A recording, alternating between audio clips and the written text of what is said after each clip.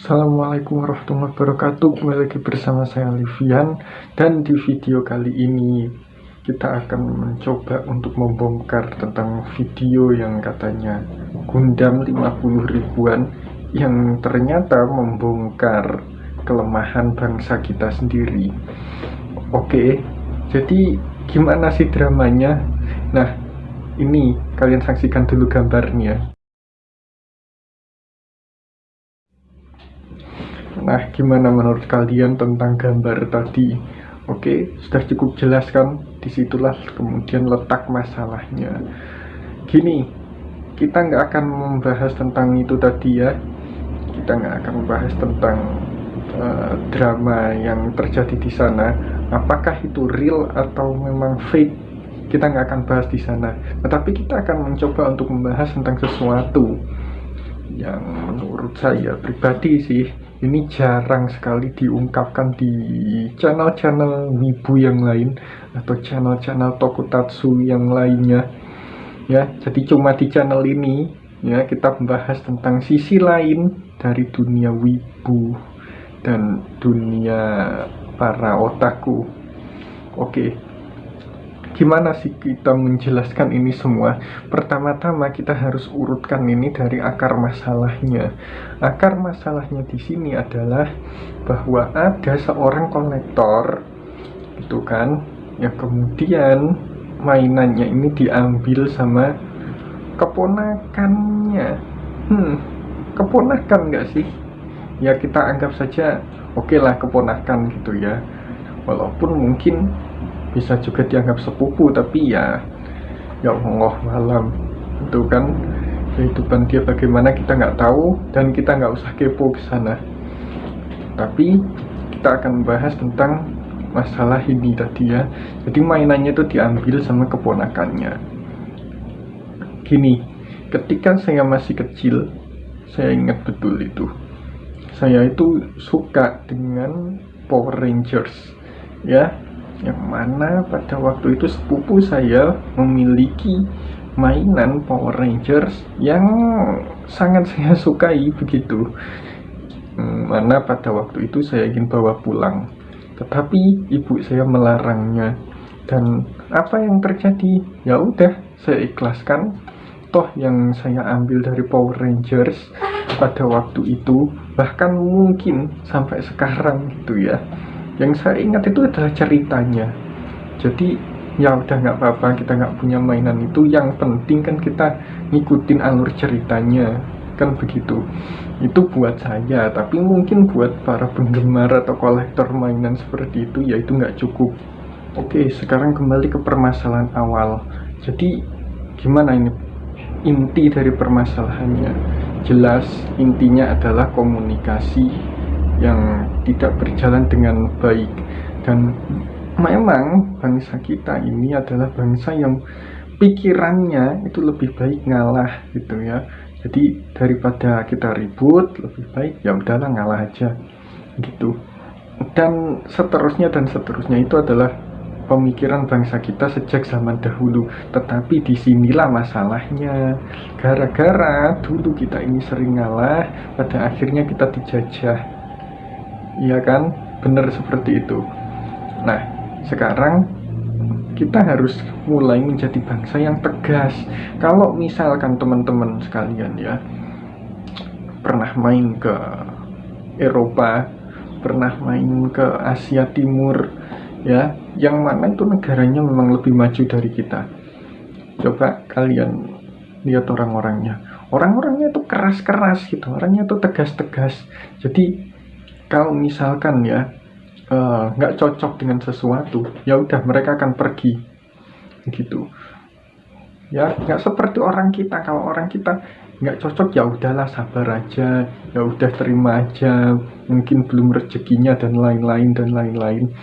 Yang membuat akhirnya mental kita adalah mental orang yang seakan-akan itu nggak bisa menentukan nasib sendiri gitu kan. Padahal ya ini menurut saya loh ya, kalau di dalam Islam itu kan, saya orang Islam gitu ya, itu oke, takdir tidak bisa dirubah, tetapi nasib bisa dirubah, dan bangsa kita cenderung nggak mau untuk merubah nasib ini. Contohnya ya seperti yang tadi itu, begitu kan. Ini suatu contoh yang bisa dibilang merupakan sesuatu yang membuka kelemahan bangsa kita. Nah, terus solusinya apa? Sekarang gini, kalau misalkan kalian kan memang kedudukannya lebih rendah ya daripada yang senior gitu kan, misalkan dengan paman kalian atau dengan tante kalian, saya punya tips gitu kan, gimana untuk mengatasi miskomunikasi yang ini. Jadi misalkan kalau dengan tante kalian gitu ya, kalian dibilangnya mainan begitu aja, mungkin harganya cuman berapa gitu ya, kalian bilang aja, ya udah kalau gitu nanti bedak bedak sampean gitu ya, saya tumpahin, saya rusakin, gimana? Kan cuma beberapa puluh ribu gitu kan, it's okay. Kalau dengan paman kalian ya mungkin urusannya sama rokok gitu kan, ya udah nggak apa-apa, tapi nanti rokok sampean ya, rokok Anda saya patahkan. Gimana? Cukup jelas kan? Jadi itu, kita harus melindungi hak-hak kita, ya kan? Jangan kok kemudian kita terima ikhlasnya aja. Ikhlas itu oke, ikhlas itu bagus, tetapi ada sesuatu yang memang harus kita lindungi, dan inilah kelemahan bangsa kita.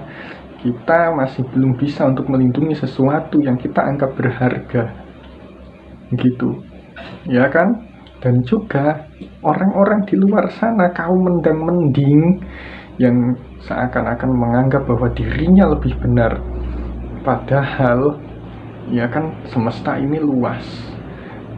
Termasuk siapa? Oh, kaum mendang-mending itu ya termasuk para wibu sendiri gitu kan. Contoh, ketika saya bikin video tentang manfaat menikah dengan keking, cara mencintai ganyu, dan manfaat menikah dengan Kiana Kaslana, ya, yang mungkin nanti sebagiannya bisa kalian tonton di pojok kanan atas layar kalian, begitu ya, sebagian maksudnya, nggak semuanya.